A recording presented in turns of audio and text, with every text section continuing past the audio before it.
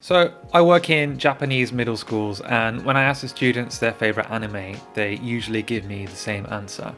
Last year it was Demon Slayer, and this year the number one anime in Japan is Jujutsu Kaisen. Both of them are plastered on everything in Japan. Just go into any convenience store, supermarket, pharmacy, gas station, residence, warehouse, farmhouse, henhouse, outhouse, or doghouse, or even just open your eyes and look within a 180-degree radius, and you'll be met with Gojo's beautiful blue eyes. Either that or Nezuko, who I think was invented to sell pink things. Anything strawberry, grape, or cherry blossom flavoured. And yes, cherry blossom is a flavour, in Japan at least. Now, if I didn't like these shows, it might be annoying, but I quite like being in a world where characters I love are everywhere. Anime characters are pretty to look at, and they lend themselves to sweets packaging, but I think it'd be fun if they did it with drama characters too. Jon Snow curly whirly, anyone? Walter White on some frazzles? So these two shows are very, very popular, in Japan especially, but why? Well, while I really liked Demon Slayer, this video is going to be about Jujutsu Kaisen, because I watched it more recently and I don't really remember. So let me explain the plot for you if you haven't seen it. Itadori Yuji is a plucky high schooler who accidentally gets magical powers and ends up joining a high school for Jujutsu sorcerers, who are people who fight evil spirits called curses, who are invisible to the rest of the world but look like anime monsters to those who can see them. First season sees Itadori join the school, make friends, and level up his powers fighting curses. While a magic high school makes me think of something like Harry Potter, the magic in Jujutsu Kaisen is more like Hunter x Hunter, where the magic kind of augments your man-on-monster fisticuffs abilities. So why is Jujutsu Kaisen so good? In one word, characters. Characters are the most important thing in any story.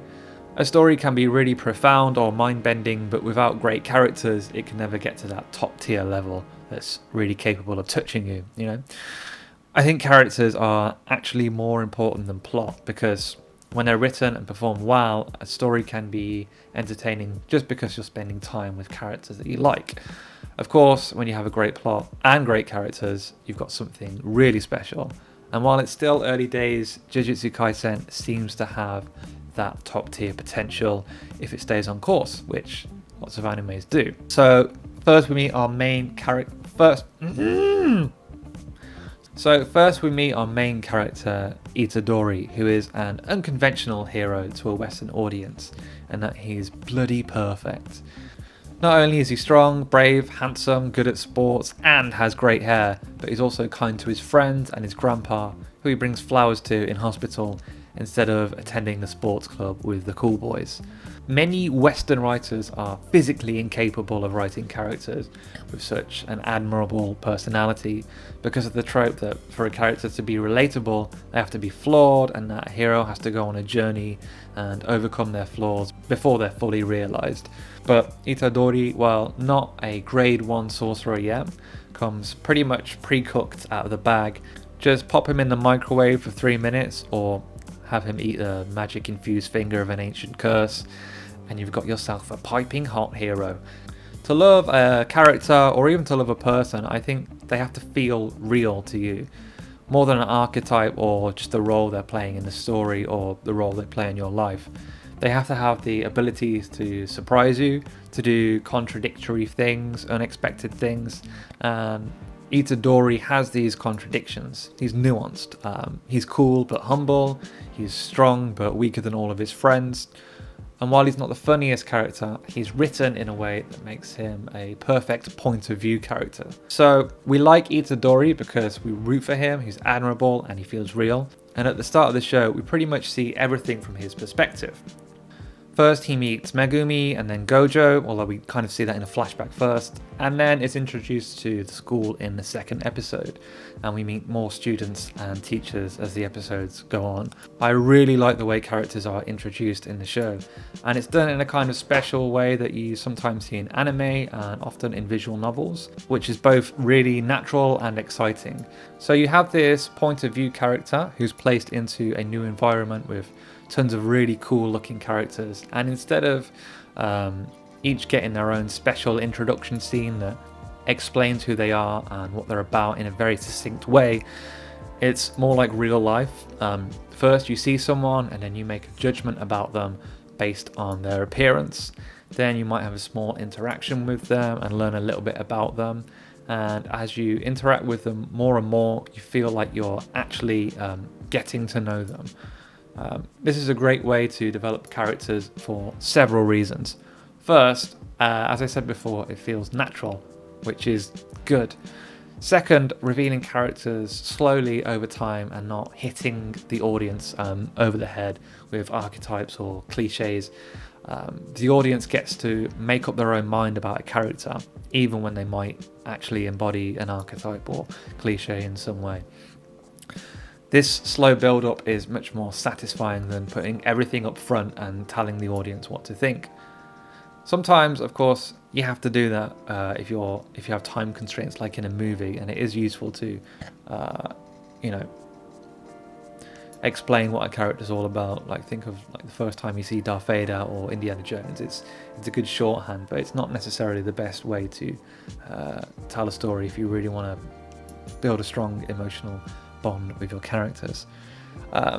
Jujutsu Kaisen masterfully teases you with this slow character development before rewarding you with really satisfying backstories.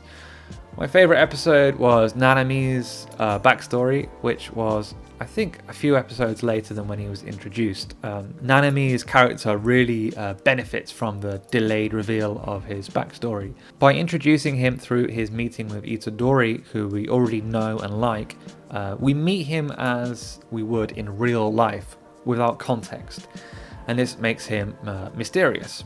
And we form ideas about him from his appearance, his actions, and his speech. We see him as a stranger and interact with him several times and get to know him a little bit.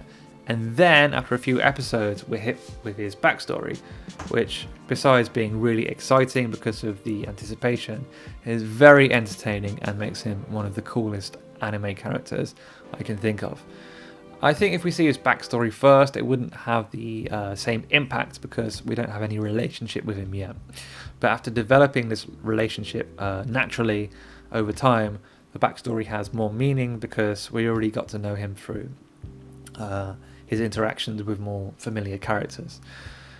So the aesthetic and production elements of the show also have a huge impact on the characters, and while I'm not so qualified to talk about that kind of thing coming from a screenwriting background, I think it wouldn't do justice to the show's characters if I didn't mention them. So the character designs are all really distinct, and some of them are quite iconic. I'm thinking about Gojo's blindfold, for example, and one of the characters is a panda, which is pretty cool.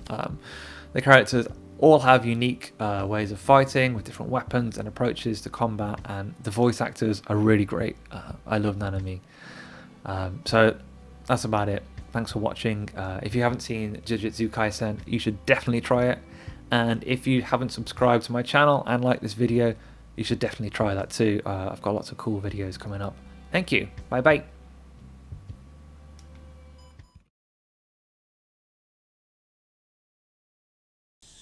shocking.